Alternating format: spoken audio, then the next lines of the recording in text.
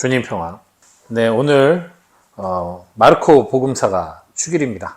이 마르코 세례명 가지신 모든 분들 축일 축하드립니다. 네, 오늘은 복음 말씀을 가지고 이야기를 나눌까 합니다. 16장 15절에서 20절의 요 말씀, 마르코 복음, 요 말씀을 가지고 오늘 이야기를 좀 나눠볼까 합니다. 뭐 많은 것을 이야기할 건 아니고요. 예수님께서 이제 마르코 복음 이 마지막 부분인데, 모든 피조물에게 온 세상에 나가서 모든 피조물에게 복음을 선포하여라 하고, 믿고 세례를 받는 이는 구원을 받고 믿지 않는 자는 단죄를 받을 것이다. 이게 대전제예요. 대전제. 온 세상 모든 피조물 복음. 사실은요, 이게 되게 재밌는 거예요. 왜냐하면 인간 빼고, 이 세상에서 인간 빼고 모든 피조물은 이미 하느님의 복음 안에 있거든요. 하느님의 말씀을 거역하는 존재가 하나도 없어요. 이 세상 모든 만물은 순례대로 살고 있거든요. 그러니 우리가 복음을 전하는 게 이들이 모르는 걸 전하는 게 아니라는 거예요. 모든 피조물이. 인간들, 하느님을 믿지 못하는 인간들에게는 전해야겠죠. 모르니까. 하지만 이 모든 피조물은 이미 복음 안에, 하느님 말씀 안에 창조되고 그 안에서 계속 유지되어 왔기 때문에, 오히려 여기에 선포하는 이 인간 외의 모든 피조물은 사실 이거예요.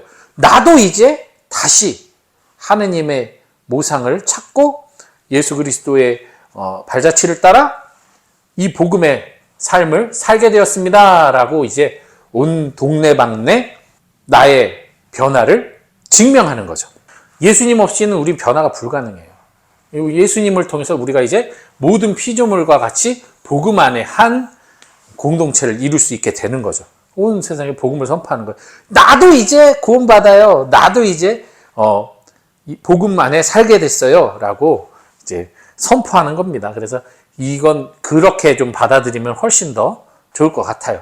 오직 인간만이 그 모든 하나님 뜻 안에 모든 것이 다 돌아가고 있을 때, 오직 인간만이 하느님 뜻을 거역하고 퉁그러져 나왔다가 다시 예수 그리스도를 통해 회복한 거잖아요.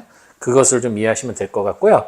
오늘 또 이거 하고 하나 덧붙여서 믿는 이들에게 나타나는 표징에 대해서 이야기를 하고자 합니다. 먼저 믿는 이들에게 나타나는 표징 중에 마귀를 쫓아낸다라고 얘기가 나오고 있어요. 마귀를 쫓아낸다. 마귀는 뭡니까? 우리 유혹자라고 표현을 하죠. 마귀는 유혹자예요. 즉, 내가 믿게 되면, 믿느니, 오늘 이 표징들이 어떤 대단한 다른 것처럼 느껴질 수 있어요. 보시면, 마귀를 쫓아내고, 새로운 언어를 말하고, 손으로 뱀을 잡아들고, 독을 마셔도 아무런 해도 있지 않고, 병자들에게 손을 얹으면 병이 나을 것이다. 이렇게 말씀하셨는데, 이것만 보면 무슨 기적을 일으킬 거라고 얘기하지만, 우리 믿는 여러분, 저를 포함해 믿는 여러분, 이런 기적을 할 수 있나요? 여러분 뱀 잡을 수 있어요? 큰일 납니다. 뱀 잡으면, 내가 믿는다고 뱀 잡으면 큰일 납니다. 농약 팍 마셔도 안 죽나요? 예, 바로 병원 실려가죠. 그래서 먹여가지고 토하게 하죠. 아니에요. 내가 믿어도 그런 거 먹으면 큰일 납니다. 뱀 멱살 잡으면 큰일 나요.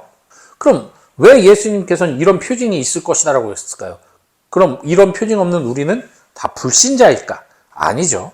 자, 마귀는 유혹자예요. 일단 마귀가 유혹자, 즉 주님을 믿는 사람은 유혹에 빠지지 않는 거예요.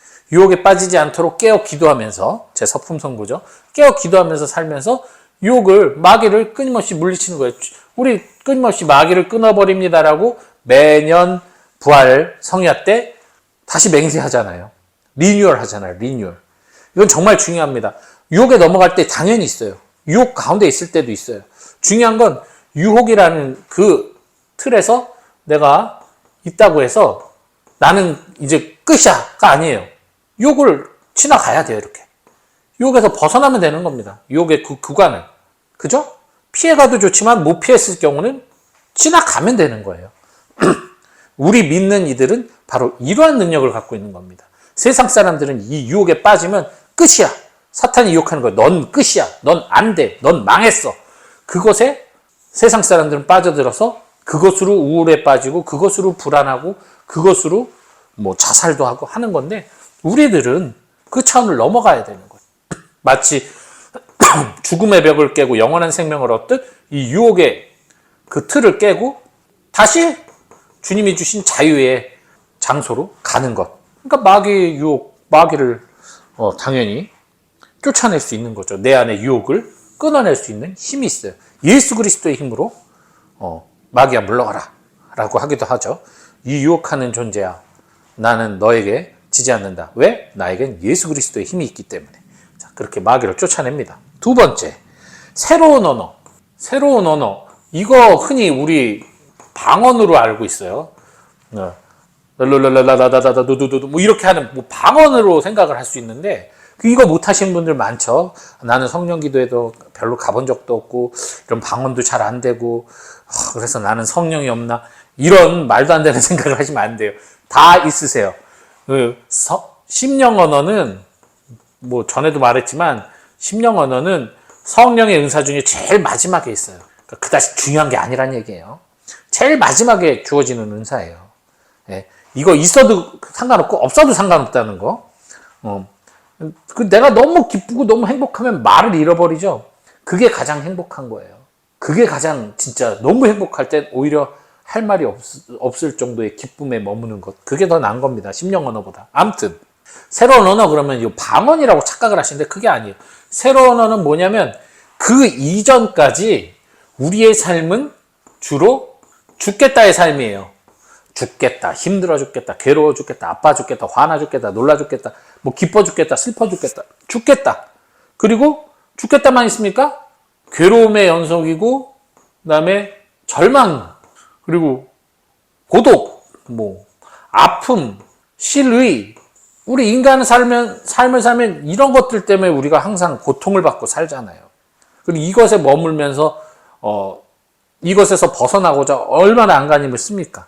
그런데 바로 여기에서 우리는 새로운 언어를 일단 예수 그리스도의 사랑을 장착하여 그 사랑 안에 머물면서 생명을, 참 생명이죠. 참 생명을 얻고 그러면서 삶을 살아가기 위해 열심히 살기 위해 축복하고 은혜 입고 감사하고 함께하고 그죠?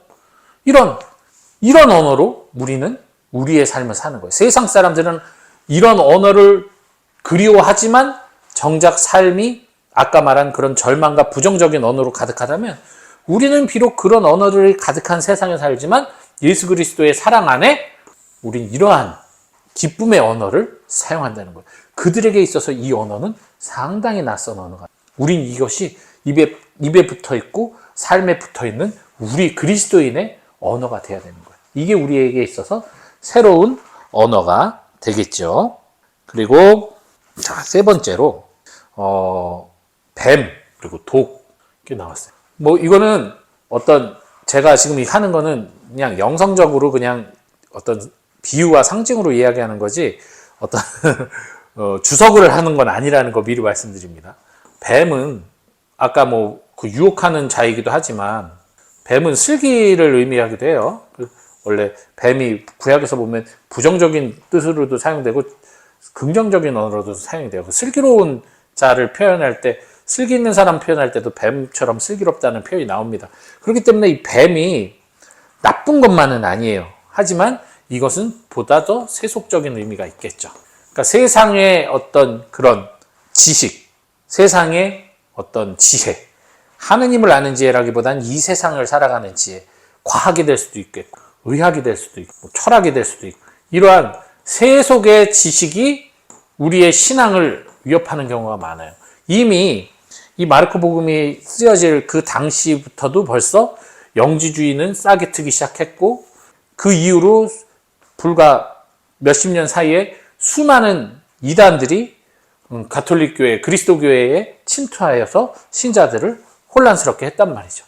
그러니 어떤 과학적으로, 의학적으로, 철학적으로, 뭐 다른 미신적으로 끊임없이 그리스도교를 공격할 때 그것을 물리치고 내가 나의 신앙을 지키는 사람, 바로 예수 그리스도를 믿는 이들은 그렇게 뱀과 같은 세속의 슬기, 세속의 지혜의 공격을 물리치고 유일한 하느님에 대한 신앙을 지킬 수 있다는 거죠. 독도 마찬가지입니다. 독은 뭐예요? 독은 먹으면 죽어요. 그죠? 독은 죽는 거예요. 고통스럽게 죽죠. 그러나 그리스도인은 죽음이 아니죠. 영원한 생명으로 가죠. 그렇기 때문에 어떻습니까?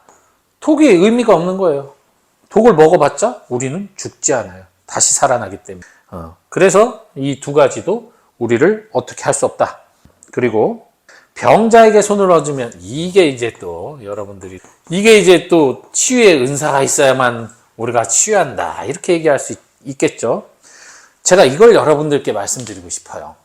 자, 제 영상을 보시는 분들 중에 이 영상을 보면서 심리적으로 안정을 느끼고 또 정서적으로 평화를 느끼고 또 삶의 변화가 일어나고 어떤 우울했던 감정이 기쁨으로 바뀌었다던가 생활이 여러분들의 생활 안에서 유의미한 어떤 긍정적인 변화가 있었다. 그럼 여러분들의 삶이 치유된 거예요. 여러분들의 신앙 안에서의 어떤 문제가 해소가 되면서 정서적으로 혹은 영적으로 치유가 일어난 거예요. 육체만이 아닌 정신과 영혼의 치유 또한 중요하죠. 그러니 여러분들 신앙생활하면서 여러분들이 이웃에게 복음을 선포하는 것은 단순히 복음 선포의 개념만이 아니라 하느님을 몰라서 영적으로 병들어 있던 그들을 건강하게 회복시키고 치유해서 다시 하느님 안에서 건강한 신앙생활을 하도록 도와주는 매우 중요한 치유행입니다. 또 냉담자들 있죠. 그분들은 하느님 믿고 있었는데 병이 생긴 거예요. 신앙생활의 병. 그 병을 냉담자를 회복시키면 그 병을 치유하는 거예요. 그러니까 이미 여러분들은 그런 행동을 하셨다. 그리고 가족 안에서 가족들이 다 냉담을 하고 있어. 근데 하느님 관심도 없고 주일미사 관심 없어. 근데 여러분들이 열심히 신앙생활 하면서 모범을 보여. 가족들 사이에서. 그리고 사랑하고 이해하고 용서하고 화해하고 하면서 중심을 잡아줘. 그럼 그것이 바로 영적 치유 행위예요. 그 치유를 거부하는 사람들은 당연히 의료를 거부하면 치료받는 거 거부하면 그 사람 뭐 병원에서 어떻게 할 수가 없잖아요. 수술하라는데 수술 안 하면 그건 그 사람 문제잖아요. 그러니까 그건 가족 탓이고 내가 할 수 있는 치유, 그 치유 행위를 할 때 가족들이 그것을 수용하면 함께 치유가 돼서 다시 건강한 신앙생활로 갈 수 있죠. 그러니까 여러분은 이미 신앙생활하면서 사실 치유의 은사를 갖고 계신 거예요. 치유의 은사를 갖고 계신 거예요. 그리고 실질적으로도 제가 정신과 어떤 영혼만 얘기했지만 육체적 치유도 일어납니다. 왜냐하면 심리적으로 건강한 사람들은 육체적으로도 건강하게 돼 있어요. 건강해집니다. 얼마나 많은 사람들이 스트레스 속에서 육체적 그 질병들이 나온지 몰라요. 그 스트레스가 해소되고 정서만 해소돼도 만성 두통이 사라지고 맨날 허리 아프고 몸 아프고 쑤시던 것도 사라지고 참 뇌라는 게 신비하죠. 진짜 각성 효과를 줘서 몸이 건강하고 가뿐하게 해줘요. 일단 더 좋은 거 마음이 편안하면 잠을 잘 자잖아요. 우리가 마음 편안해서 8시간 자는 거랑 약을 먹고 10시간, 15시간 자는 거랑 어떤 게 수면의 질이 좋냐? 6시간을 자도 마음 편하게 6시간 자는 게 약 먹고 자는 것보다 훨씬 좋은 거 아실 거예요. 억지로 재우는 거니까, 이건. 그죠? 그만큼 심리의 안정감이 몸 안에 주는 긍정적인 효과는 어마어마해요. 그렇기 때문에 여러분이 하는 그 치유가 기적이 아닌 것처럼 보이지만 이건 놀라운 기적인 겁니다, 사실. 예. 차라리 보여지는 걸로 자르고 꼬매고 소독약 바르는 건 그걸 바르면 낫는 거라는 걸 우리가 알잖아요. 그걸 꼬매면 이게 안 문다는 거 알잖아요. 그건 너무 뻔히 보이는 거기 때문에 그것은 치료죠.